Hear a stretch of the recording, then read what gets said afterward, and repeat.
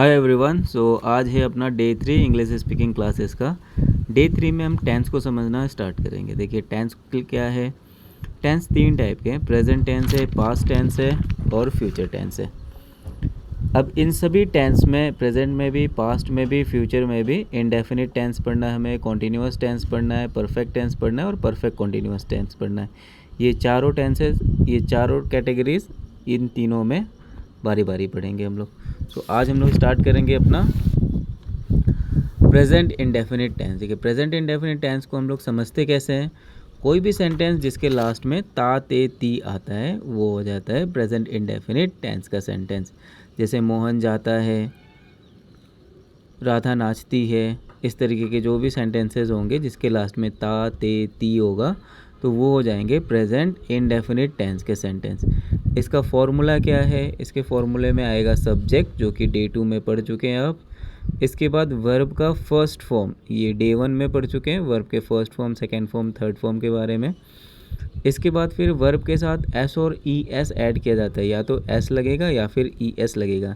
ये डिपेंड करेगा सब्जेक्ट के ऊपर। अगर सब्जेक्ट आपका थर्ड पर्सन सिंगुलर नंबर है, जो कि सेकेंड डे में पढ़े हैं, तो आप वर्ब के साथ एस या फिर ई एस लगाओगे। इसके बाद फिर ऑब्जेक्ट।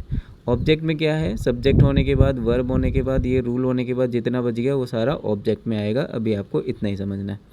तो एग्जांपल लेते हैं। जैसे अगर एग्जांपल है अपना कि मोहन स्कूल जाता है, अब इसको कैसे इंग्लिश में ट्रांसलेट करेंगे? तो सबसे पहले आप क्या देखोगे कि इसके लास्ट में ता लगा हुआ है, तो ये प्रेजेंट इंडेफिनिट टेंस का सेंटेंस हो गया। अब इंडेफिनिट टेंस का फॉर्मूला क्या है प्रेजेंट इंडेफिनिट टेंस का? सब्जेक्ट, वर्ब का फर्स्ट फॉर्म, एस और ई एस और ऑब्जेक्ट। तो अब यहाँ पे सब्जेक्ट क्या है? सब्जेक्ट किसके बारे में बात हो रही है? मोहन के बारे में बात हो रही है, तो सब्जेक्ट हो गया मोहन।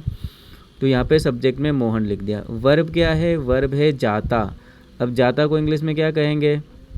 जाना कहेंगे, मतलब जाना को इंग्लिश में गो कहेंगे। सो गो का फर्स्ट फॉर्म चाहिए, ये पहले पढ़ चुके हैं, गो, वेंट, गोन। आप फर्स्ट डे में चेक करोगे तो वर्ब के 3 फॉर्म है गो के, गो, वेंट, गोन। तो यहाँ पे क्या चाहिए आपको? फर्स्ट फॉर्म चाहिए। तो फर्स्ट फॉर्म क्या है? गो का, गो है, तो आप यहाँ पे गो लिखोगे।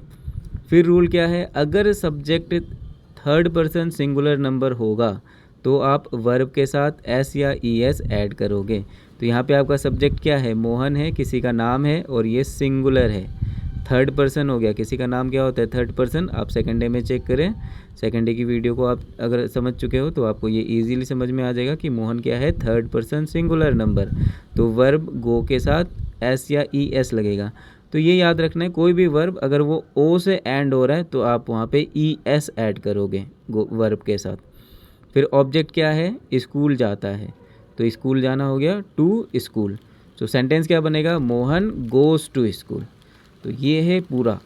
अगर ये आपको समझ में आ गया तो फिर इन सेंटेंसेस को आप इंग्लिश में ट्रांसलेट करके कमेंट में सेंड कीजिए।